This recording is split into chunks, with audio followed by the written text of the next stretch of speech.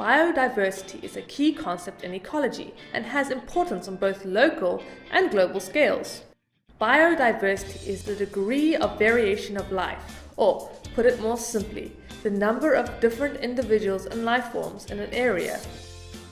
Scientists usually measure biodiversity on either genetic, species, or ecosystem levels.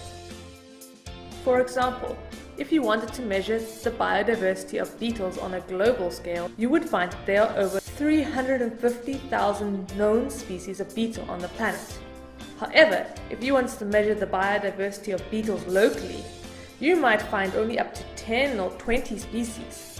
The reason for this difference is that biodiversity varies greatly with the location, habitat, and species being surveyed.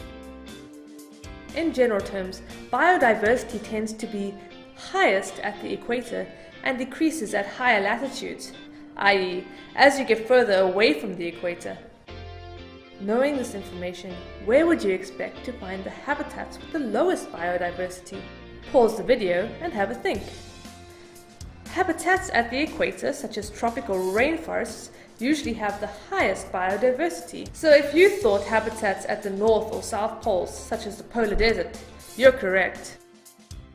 It's important to know that biodiversity is not a static measure, but is responsive to numerous factors, including climate change. In fact, global biodiversity is generally thought to be declining right now. Biodiversity has declined in the past, and a total of 5 major extinction events have occurred. Currently, we are in the planet's 6th major extinction event, known as the Holocene extinction. There are many proposed reasons for the current drop in biodiversity. Some of those reasons are anthropogenic, meaning caused by humans. Anthropogenic factors include things like introduced or invasive species, such as the introduction of rabbits to Australia, human-induced hybridization, such as in plants to create optimal species of crop, overharvesting of resources, and global climate change caused by human activities.